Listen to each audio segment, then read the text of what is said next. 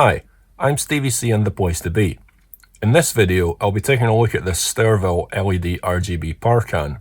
It was given to me by one of the companies I work for with the view to repairing it and returning it to service.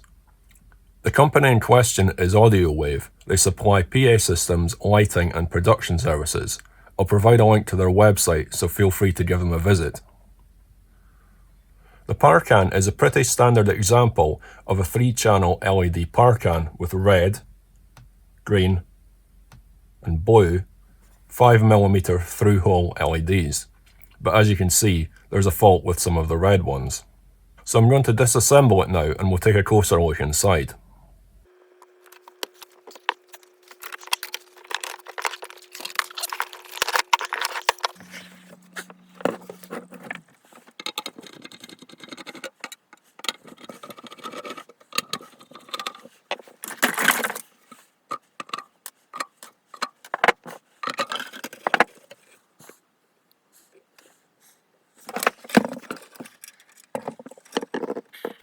Right, so I'm a bit cramped for space at the workbench. I've got a cascade of stuff happening, but just bear with me.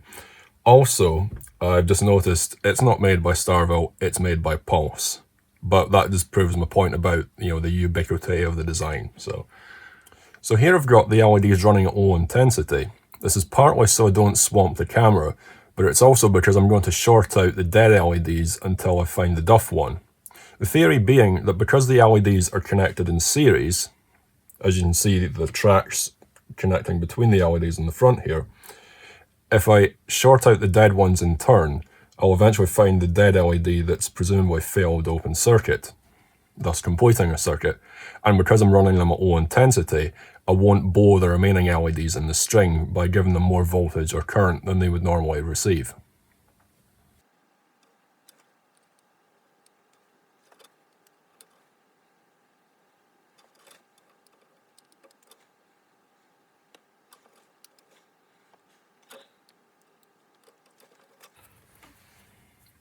Right, so I'm not sure how I can show you this, but that LED here is one of the dead ones. If I show you, I can short it on the back. I wonder if there's anything else I could hold one of the screws against it, possibly.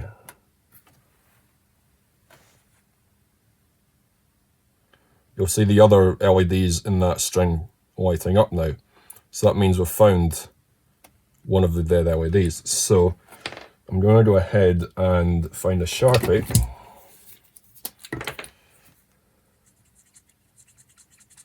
Mark that LED as one of the dead ones. And repeat the process on the other side of the board here. And it looks like I find the second dead LED. And again, I'm doing this at very low intensity, so I won't be damaging the other LEDs in the circuit. So now that's my iron up to temperature. What I'm going to do is just melt a little bit of solder onto the tip and hopefully heat both pads at the same time in a bid to whittle the LED free.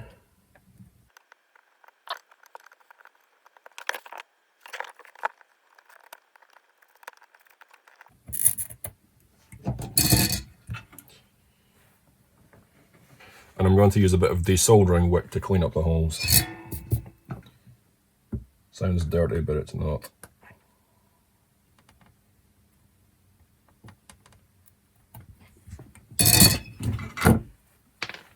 Second duff LED removed.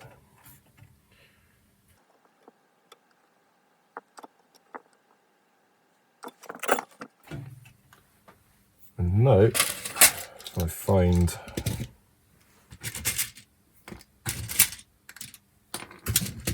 some new LEDs.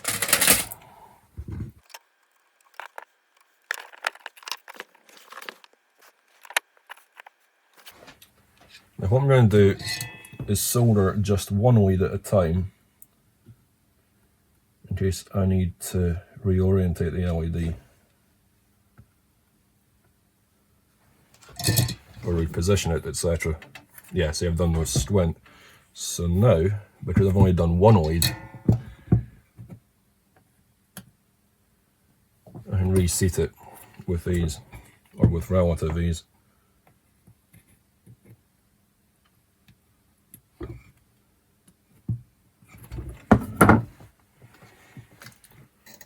And then solder the other lead.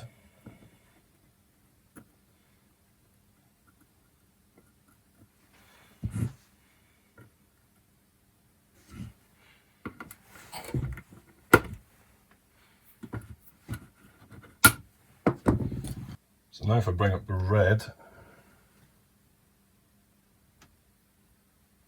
green, blue, so if I bring them all up now, yeah, so I'll just put the power can back together now.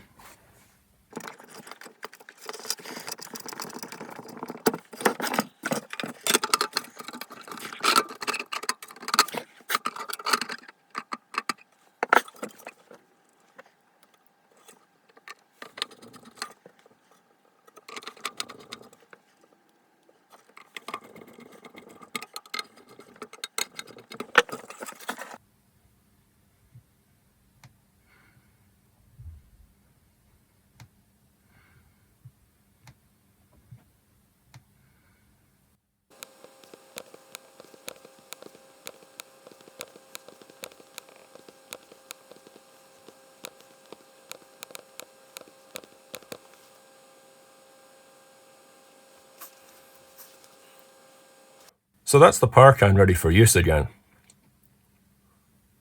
If you liked this video, I can't just tell you to click or tap the like button like a normal person. I have to tell you to smash it or otherwise abuse it. But there you go. Please like, subscribe, leave comments, all the usual stuff. And I'll see you next time. Thanks for watching.